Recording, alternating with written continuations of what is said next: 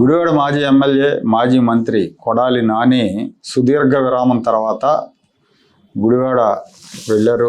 గుడివాడలో మెడికల్ కళాశాలల ప్రైవేటీకరణను వ్యతిరేకిస్తూ వైసీపీ ఆర్గనైజ్ చేసిన కోటి సంతకాల కార్యక్రమంలో ఆయన పాల్గొన్నారు. ఎన్నికలు అయిపోయిన తర్వాత ఆయన సైలెంట్ అయిపోయారు, తెర వెనక్కి వెళ్ళిపోయారు. అలాగే కొంతకాలం బైపాస్ సర్జరీ తర్వాత కొంతకాలం విశ్రాంతి తీసుకున్నారు. ఎక్కడ కూడా పార్టీ కార్యక్రమాల్లో కానీ పబ్లిక్ కార్యక్రమాల్లో కానీ ఆయన పార్టిసిపేట్ చేయలేదు.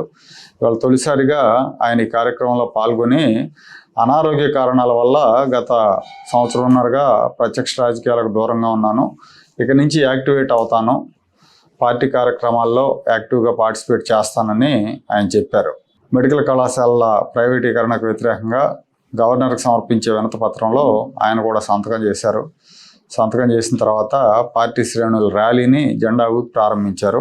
అయితే అమెరికా పర్యటనలో ఉన్న నారా లోకేష్ రెడ్ బుక్ ఎక్కడికి వెళ్దు, రెడ్ బుక్లో ఉన్న వాళ్ళ మీద ఖచ్చితంగా చర్యలు తీసుకుంటాను అని ప్రకటించిన తర్వాత నాని గుడివాడలో తాజాగా ఈ ప్రకటన చేయటం పైన చర్చ జరుగుతూ ఉంది.